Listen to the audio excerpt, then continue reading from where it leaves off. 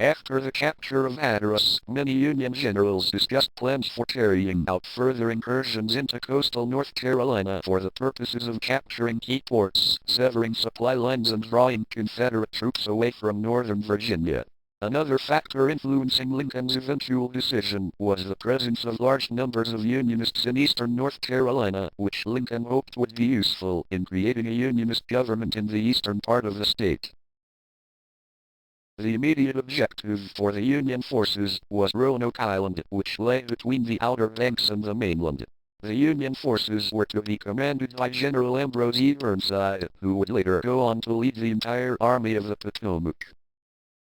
The assault on Roanoke was to be another amphibious assault, but this time much larger than the Hatteras operation.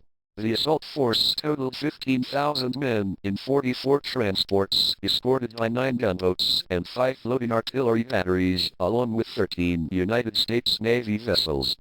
But when the fleet reached Cape Hatteras on January 13, 1862, disaster struck.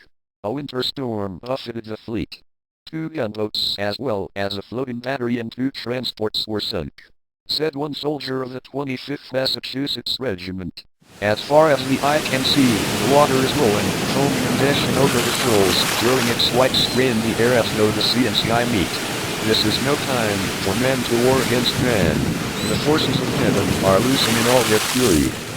As one looks out on the dread yet terrible scene, he can but exclaim, "Great and marvelous are thy works, Lord and God Almighty."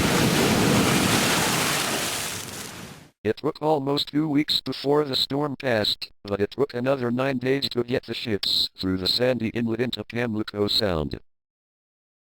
Roanoke Island was defended on the landward side of the island by 3 earthenwork forts named Huger, Blanchard and Bardo.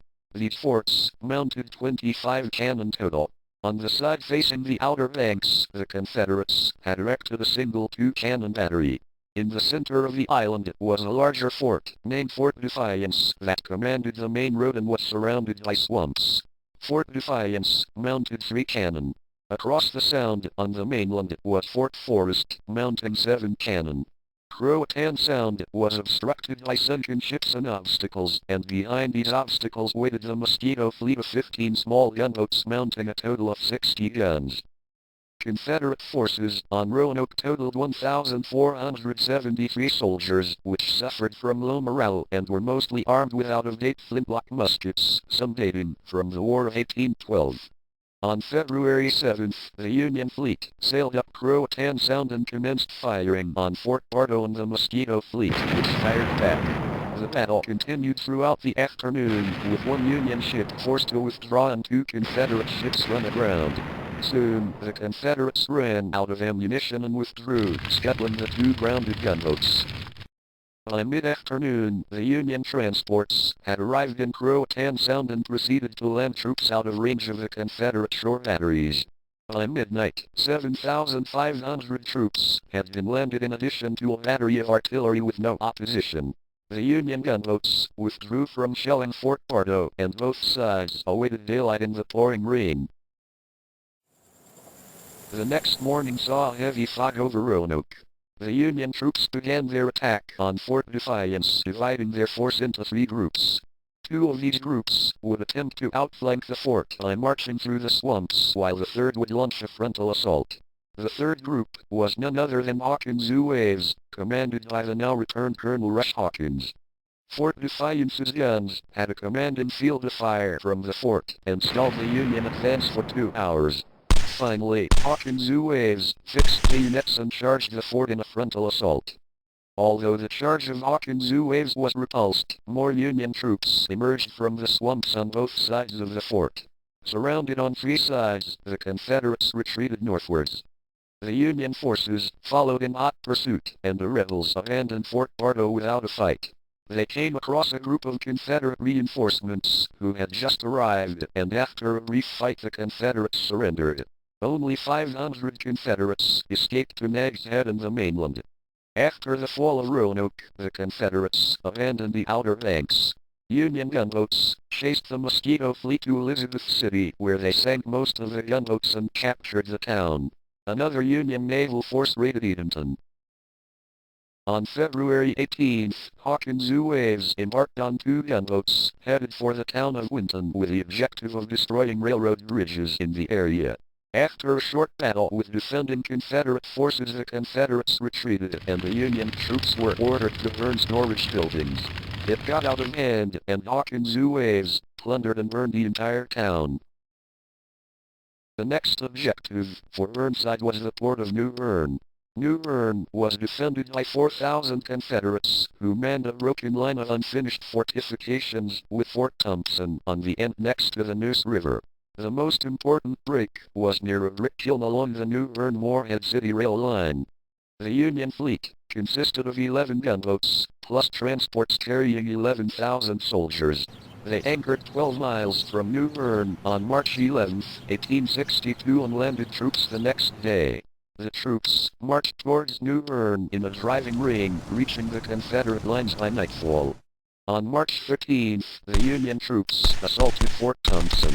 They were repulsed several times. Union gunboats attempting to shell the fort with their own men instead.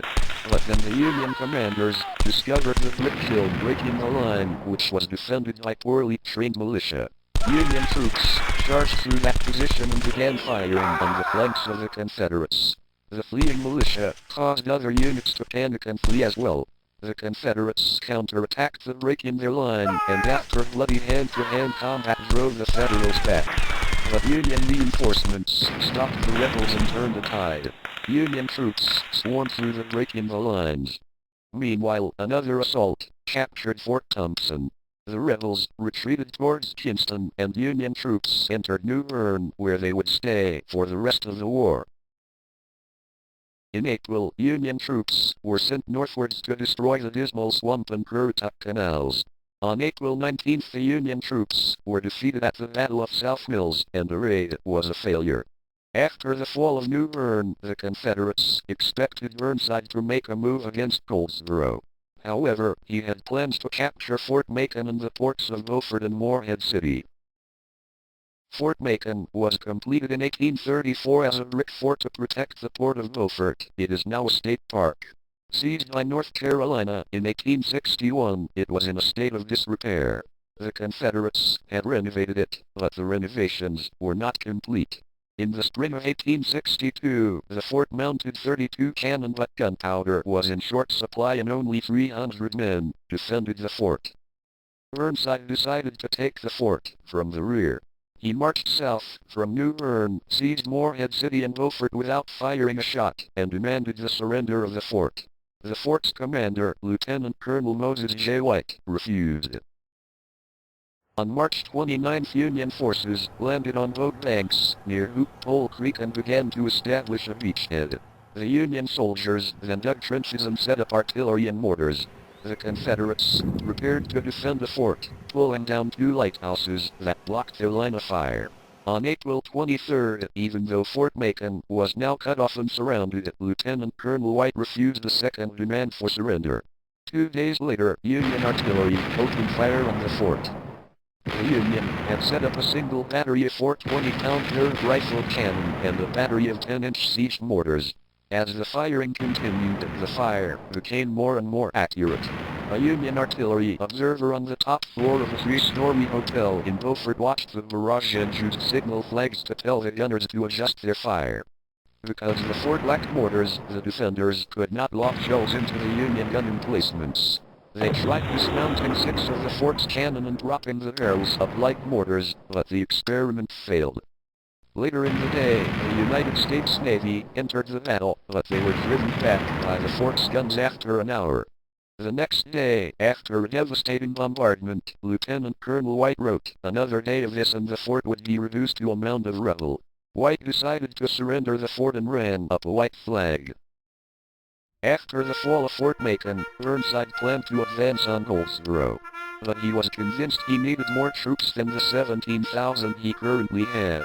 But in the meantime, General George McClellan was retreating from Richmond after the defeat in the battles of the 7 Days, and he needed Burnside's men to reinforce his army. On July 6th, Burnside departed North Carolina with 7,000 men.